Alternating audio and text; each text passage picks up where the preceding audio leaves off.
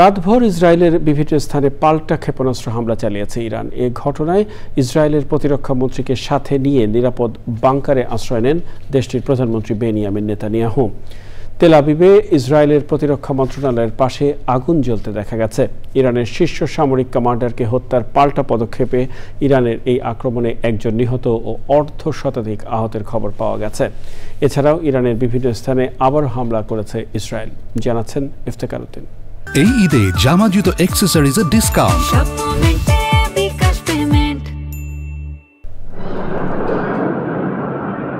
ইসরায়েলের হামলায় ইরানের শীর্ষ ২০ সামরিক কমান্ডার নিহতের প্রতিশোধে পাল্টা পদক্ষেপ নিয়েছে দেশটি।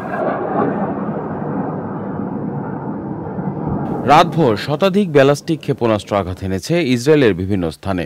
ইসরায়েলের আয়রন ডোম ব্যবস্থা সেসব ঠেকাতে ব্যস্ত ছিল। ইরানে গতকাল শুক্রবার ভোররাতে ইসরায়েলে হামলার পর নিজেদের আকাশসীমা বন্ধ করার ঘোষণা দিয়েছিল তেহরান।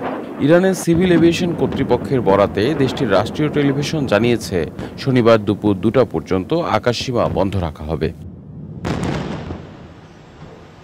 ইসরায়েলের প্রধানমন্ত্রী বেনিয়ামিন নেতানিয়াহু ইরানকে সতর্ক করে দিয়ে বলেছেন, ইরানে চালানো হামলার লক্ষ্য ছিল ইসলামী শাসক গোষ্ঠী পারমাণবিক ও ব্যালিস্টিক ক্ষেপণাস্ত্রের হুমকি প্রতিহত করা।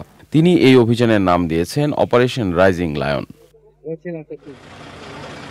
দুপক্ষকেই সংযত থাকার আহ্বান জানিয়েছে জাতিসংঘ। রুশ প্রেসিডেন্ট ভ্লাদিমির পুতিন ইরান ও ইসরায়েল দুই দেশের প্রধানকে ফোনালাপে শান্তি বজায় রাখার আহ্বান জানিয়েছেন।